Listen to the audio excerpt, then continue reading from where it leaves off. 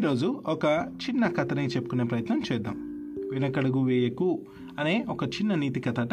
పంపినవారు హరికిషన్ గారు. శివయ్యకు రమ అనే కూతురు ఉంది. ఆమె చక్కదనాల చుక్క. కాలు కింద పెట్టనీయకుండా అల్లారు ముద్దుగా పెంచుకునేటోడు.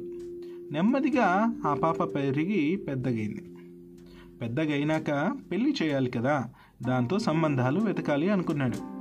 శివయ్యకు రాముడు, శేఖరుడు అనే ఇద్దరు మేనల్లుల్లో ఉన్నారు.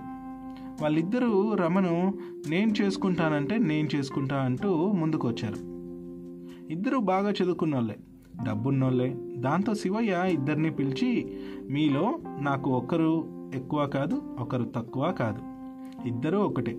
కానీ నేను ఒక పరీక్ష పెడతాను, అందులో గెలిచిన వాళ్ళకే నా కూతురునిచ్చి పెళ్లి జరుపుతా అన్నాడు. సరేనా అని అడిగాడు. ఇద్దరూ సరే అన్నారు. శివయ్య తర్వాత రోజు పొద్దున్నే ఇద్దరికి ఊరికి దూరంగా ఉన్న ఒక కొండ దగ్గరకు పిలుచుకొని పోయినాడు. మీలో ఎవరైతే ముందుగా ఆ కొండను ఎక్కి అక్కడున్న గుడిని చేరుకుంటారో వాళ్ళే నాకు కాబోయే అల్లుడు అన్నారు. ఆ కొండ చాలా ఎత్తుగా ఉంటుంది. పైకి ఎక్కడానికి సరైన దారి కూడా లేదు. అంతా ముళ్ళ పొదలు, నున్నని రాళ్ళు, అడుగు పొడుగున పాములు, తేళ్లతో నిండి ఉంది. దాంతో శేఖరుడు, అమ్మో ఆ కొండన నా వల్ల కాదు, ఇంకేదైనా పోటీ పెట్టు అన్నాడు. కానీ రాముడు కొంచెం కూడా వెనకడుగు వేయకుండా, వెంటనే రమను పెళ్లి చేసుకోవడం కోసం నేను ఏ పోటీకైనా సిద్ధమే, ఎప్పుడు పోటీ అంటూ ముందుకు వచ్చినాడు. సరే అయితే నువ్వు ఒక్కనివే పోయి రాపో చూద్దాం అన్నాడు శివయ్య. వెంటనే రాముడు సరేనని ఉరుక్కుంటా పోయి కొండ ఎక్కడం మొదలుపెట్టినాడు. అది చాలా నున్నగా, జారుడుగా, ముళ్ళ పొదలతో ఉంది కదా. దాంతో కొంచెం దూరం ఎక్కినాక పట్టు తప్పి కాలు జారి ఒక చోట కింద పడినాడు. వాళ్ళంతా దెబ్బలు తగిలినాయి.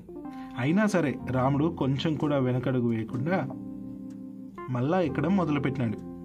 అది చూసి శేఖరుడు, నేను ముందే చెప్పా కదా దాన్ని ఎక్కడం అంత సులభం కాదని, వానికి కొంచెం కూడా తెలివి లేదు, అందుకనే ఒకసారి కింద పన్నా కొంచెం కూడా ఆలోచించకుండా మళ్ళా ఎక్కుతా ఉన్నాడు అని తిట్టినాడు. ఆ మాటలకు శివయ్య నవ్వుతా, చూడు శేఖర్ బాబు, ఏదైనా ఒక పని చెబితే అడుగు కూడా ముందుకు వేయకుండా నా చేత కాదు అని నీలాంటోడు ఎప్పటికీ అంటూనే ఉంటాడు. ఇట్లానే నీలాంటోడు ఎప్పటికీ విజయం సాధించలేడు. అసలు పని మొదలు పెట్టని వానికన్నా ఓడిపోయినా సరే అడుగు ముందుకు వేసినోడే గొప్పోడు. ఈరోజు కాకపోయినా రేపైనా విజయం పొందుతాడు. కాబట్టి రాముడే నా కూతురికి తగిన మొగుడు, నాకు అల్లుడు అని చెప్పాడనమాట. దీంతో శేఖరుడు సిగ్గుతో తలదించుకున్నాడంట. కాబట్టి మంచి మెసేజ్ అయితే ఈ కథ ద్వారా మనం విన్నాము. ఏదైనా పని మనకు వచ్చినా రాకపోయినా అట్లీస్ట్ ట్రై అయితే చేయాలి. ట్రై చేస్తేనే కదా అది విజయం సాధిస్తామో లేదో అనేది తెలుస్తుంది.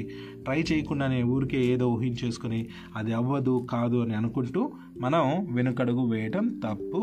ట్రై చేద్దాం, అయితే విజయం సాధిస్తాం, లేదంటే ఒక ఎక్స్పీరియన్స్ మనకు ఉంటుంది, అంతే కదా. చలో, ఈ కథ మీకు నచ్చిందని అనుకుంటున్నాను.